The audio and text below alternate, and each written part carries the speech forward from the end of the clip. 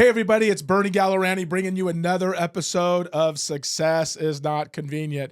Here's the question I want to ask on today's podcast is why we lie to ourselves about what we say we want. It's a good one, right? Like, let me ask you this question. If you had somebody that continually lied to you constantly, how long would you keep your friendship with them? See, here's what's really interesting, and this is something that I've identified about myself that I think has helped me grow my business. And so I thought this would be an interesting topic today. And the topic really is, why do we continue to lie to ourselves about what we want, and yet we don't really ever do anything about it? I think it's our level of integrity to us that is actually the problem. See, we don't break our commitments to others nearly as often as we break them to ourselves. You know what I'm talking about. You say you're going to do something and you don't do it. See, the most common lie is I want more. But our calendar tells us the truth. We don't really stay committed to, we put all the stuff in our calendar. I'm going to do this at 8 o'clock. I'm going to do this at 9 o'clock. I'm going to do this at 9:30. I'm going to do this at 10, right? Because you built a great business plan. But in the end of the day, you don't ever follow it. I know I didn't. And what I would do is I just constantly say, why am I out of integrity for myself? Why do I continually lie? See, it's our calendar that really tells us the truth, but it's also our bank account tells us the truth. Our discipline tells us the total truth. We don't lack the goals. We just lack alignment between the identity and the behavior that we distribute to others and to ourselves. What do I mean by that? Well, you as a person make a decision to make a commitment to a goal. And what happens then is you then have to start off on day 1 and day 2, and you might be a person who accomplishes that in day 1 and day 2, but somewhere you wane a little bit from that and you get out of integrity with yourself. See, we love the idea of being successful, not the process of it. We want the reward without the reputation and the repetitious process. We are emotionally attached to the outcomes, but success is built on boring discipline. So what we look at is we look at our life in a manner that says, hey, listen, by the way, I really want to accomplish this, but discipline comes in through we say boring discipline, but it's really repetitious boredom. We need to understand, like, the brain prefers comfort. So it's never going to allow you to be uncomfortable for very long. You actually have to fight that. And if you don't love the daily process, you don't really want the outcome. And what we're saying is, you're like, well, do I have to love everything I do? No, I'm not saying you have to love everything you do. But what you have to also fall in love with is the goal that you've set for yourself that is so interesting and exciting for you that the daily process, we'll call it the repetitious boredom, is irrelevant. See, our identity hasn't caught up with our ambition yet. I'm going to say that again. Our identity hasn't caught up with our ambition. We set goals through being inspired, but we operate from an identity crisis. Identity always wins. And I want to make a point here. Your identity will always win. So how do you change this? You change the identity.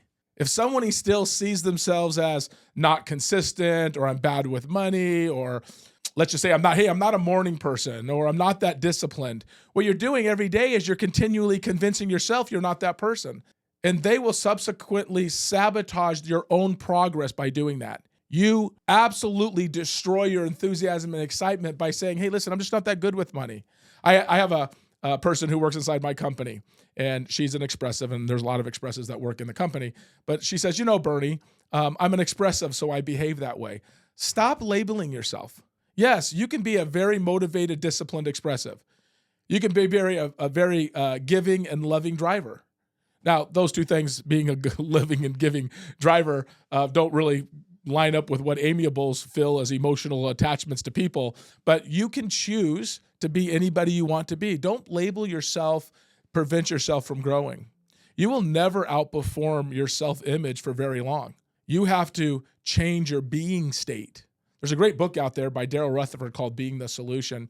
And so I want to recommend anybody go get that book. I've recommended it on my podcast a ton of times, but I'm going to recommend it because it's really based on the identity of what you put on yourself. Write this one down, everybody. You walk through life based on who you think you are. So if you say, I'm bad with money, I'm not disciplined, I'm not good at this, and I'm not good at that, then you're labeling yourself, and that's the identity you're putting on you. What if you did this? What if you said, I am so powerful in what I do every day. I'm fully committed. I have an abundance amount of income in my bank. It doesn't matter whether you do or you don't. What really matters is how you think about it. We avoid the emotional cost commitment requires. Saying no to comfort, saying no to distractions, saying no to average environments. You know how hard that is? Because you have a certain behavior pattern that you act in, and yet you're asking yourself to be different. When you write out a goal, hey, I'm going to actually do these different things. Follow this one. You're writing a goal to do something different than you've done in the past. I think the biggest lie we tell ourselves is that we set this great, crazy, amazing goals, but we absolutely don't realize that we have to change our behavior pattern and how we think about ourselves. Saying no to certain things, like if you have friends and they want you to do something, saying no to certain people, saying, hey, I can't do that, that doesn't align. That doesn't align with the goals that I've set for myself. See, growth creates friction, and friction creates discomfort. And most people retreat at discomfort. Guys, I have been blessed enough through all these years to work with so many different people and hundreds and hundreds and hundreds and hundreds and hundreds of books, thousands of podcasts, different relationships, hundreds of relationships with very successful people, and hundreds of relationships and thousands of relationships with unsuccessful people. See, we don't break our goals. We just break when it gets uncomfortable for us. And that is the biggest challenge I think that we have today. It's that we don't want to change. We get excited about the goal, but we don't want to be anything different. We overestimate motivation and underestimate structure. See, we get really hyped about motivation, but we don't ever build a foundational plan to build structure. I'm going to go in to tell you a quick little story. I'm making a lot of changes within my company, but I'm saying this too, and this is what my growth leader says, Sean. He says, we have to break the foundation apart and rebuild it from the inside out to support the vertical growth. We cannot behave the way we used to behave. Motivation is emotional. Structure is mechanical. So what happens is we go in with our old ideas and our old belief system, maybe it's a better way of putting it, and we then try to build a massive performing business, but we're still us.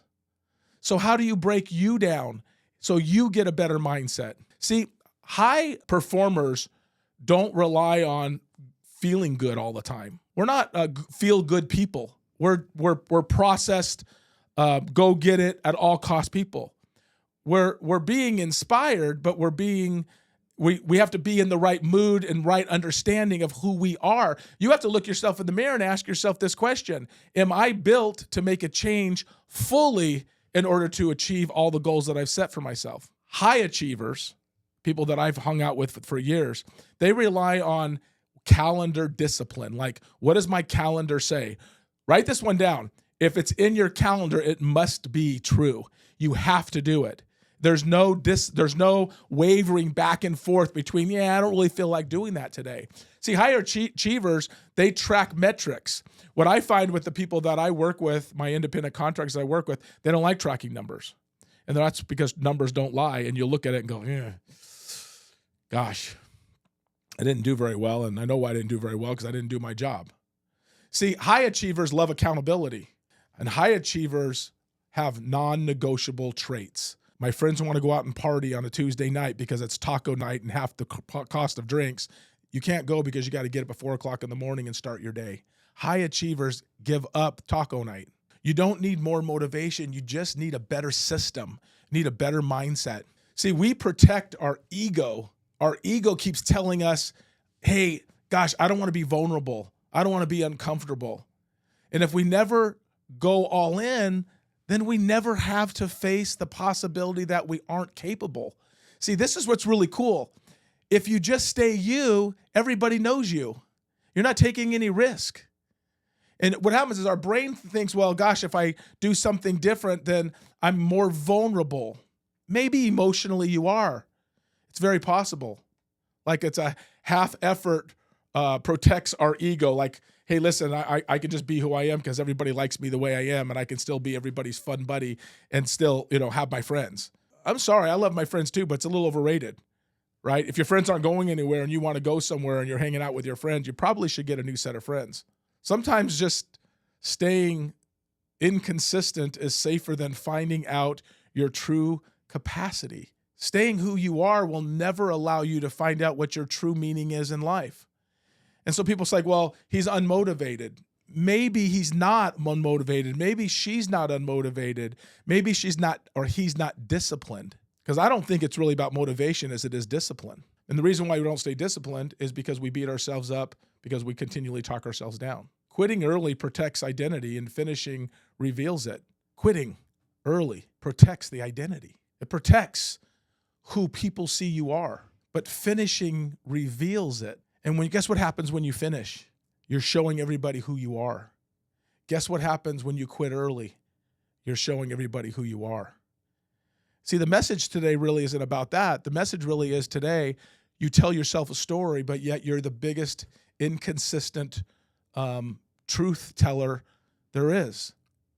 And I think this probably resonates, probably making some people mad. But the reality too is, how many times have you promised yourself something that you would do for you, your family, or your business that went to the wayside?